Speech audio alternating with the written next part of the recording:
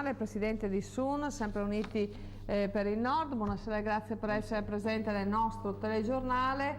Mentre appunto gli stranieri, gli immigrati presenti nel nostro territorio chiedono appunto quanto appena detto, voi come SUN invece proponete una raccolta di firme, una petizione dicendo no alla cittadinanza degli stranieri in Italia, no alla cancellazione del reato di clandestinità. Perché? No al reato di clandestinità, no, deve rimanere il reato, perché sennò entra chiunque dopo in Italia. Già entrano adesso così senza, con il reato, figuriamoci senza.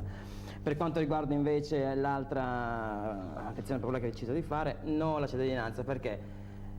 Proprio perché siamo in Italia, perché io non mi fido di chi ci governa, quindi potrebbe venire chiunque, partorire, figlio diventa italiano, poi di conseguenza anche i genitori diventano italiani, perché per conseguenza lui lo lascia da solo questo bambino. Ecco, quindi questa raccolta di firme, questa petizione quando partirà, quando avrà inizio? È già iniziata su Facebook, stanno arrivando le richieste, adesso io stasera sarò anche al Phoenix di Fontana Fredda, chi vuole, ho già 2 fogli pronti, può venire anche a firmare, è aperta a tutti, è popolare, quindi...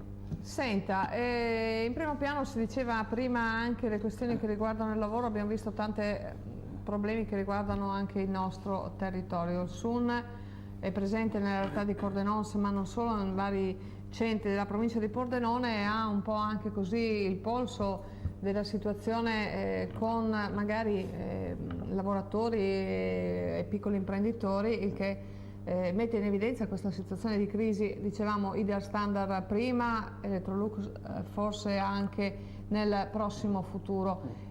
Sempre di più chi si propone come insomma con proprie idee o progetti deve fare anche i conti con questa realtà. Dovremmo farci i conti assolutamente, è proprio la notizia di oggi, guardalo qua, TNT Porcia chiude, 35 lavoratori a casa. Da oggi al domani noi ci sprechiamo a dibattiti su delle polemiche inutili, poi sotto il naso chiudono aziende come la Ideal Standard, come la TNT, e ci ritroviamo la bomba tra le mani. E cosa facciamo? Dove vanno questi lavoratori? Le loro famiglie dove vanno? Io sono un precario.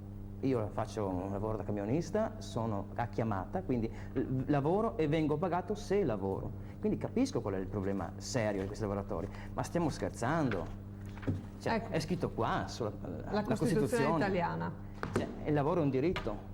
E quindi va ribadito, diciamo, e va tenuto presente. Assolutamente. Ovviamente il tutto va tenuto presente perché ci sono problemi appunto reali come quello del lavoro e altri problemi magari così, che sono dei problemi, ma magari ci sono anche delle priorità nell'affrontare appunto queste tematiche. Sì.